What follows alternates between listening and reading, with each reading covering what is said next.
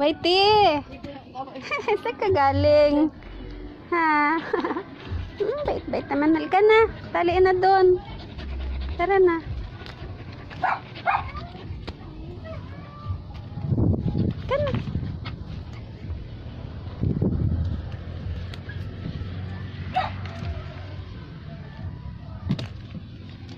Saan ang kadena mo? O bakit wala? Ay, ayun. Hindi ko pala nakita.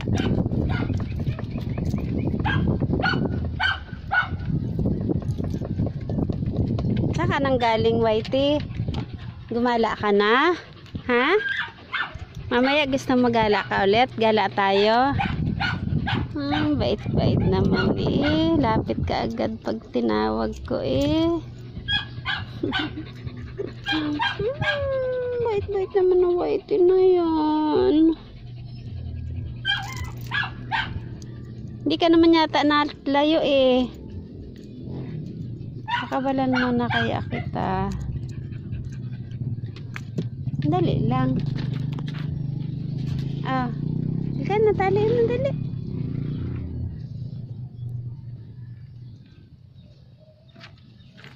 Mamaya papaliguan kita.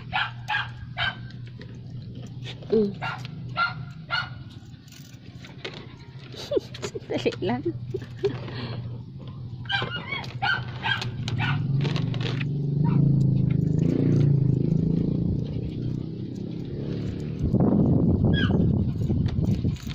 Dali pala.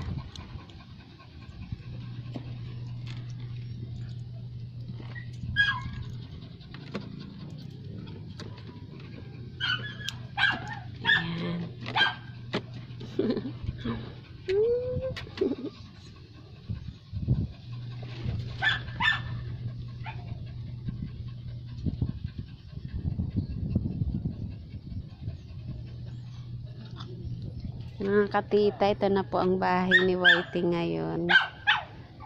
Ginawan ko po siya dito ng bahay-bahayan. Kasi po, naandun po siya dati sa likod ng bahay namin. Kaso nga lang po nagre-reklamo yung kapitbahay namin, gawa ng maingay daw po. Galit na galit po kasi yan si Whitey sa sa kambing, sa pusa at saka sa baka po. Kaya ayan po, ginawan ko po siya ng paraan kung paano siya ilalayo sa may bahay. Kaya dito po muna siya kasi hindi ko pa siya napapagawan talaga ng kulungan na malaki. Bali may kulungan po siyang maliit kaso sinira po niya. Kaya pag dumating po yung tito ko, papagawan ko po siya ng komportabling kulungan. Mabuti nga po at pag pinapakawala namin siya, pag sinabi ko po sa kanya na itatali ko na siya, lumalapit po siya kaagad. Kaya natutuwa po ako sa aso na ito. Bali napulot lang po namin ito nung maliit pa siya eh. Sumunod lang po ito sa amin. Dahil mabait naman po, kaya inampon na rin namin. Isa pa, wala naman po kasing naghanap sa kanya. Aska lang naman po kasi siguro siya, kaya hindi na siya hinanap ng may-ari. As in, maliit na maliit pa po talaga siya noong nawala, nung sumunod po siya sa amin. Kaya inalagaan na rin po namin. Tapos dati po, nagkaroon po siya ng ng sakit. Nakalbo na po yan dati, tapos ginamot ko lang po. Yan, ang ganda na po ng balahibo niya. Wala ka bang puto? Kumain ka na ba? Pinakain ka na ba ni Ate Aliyah? Ha?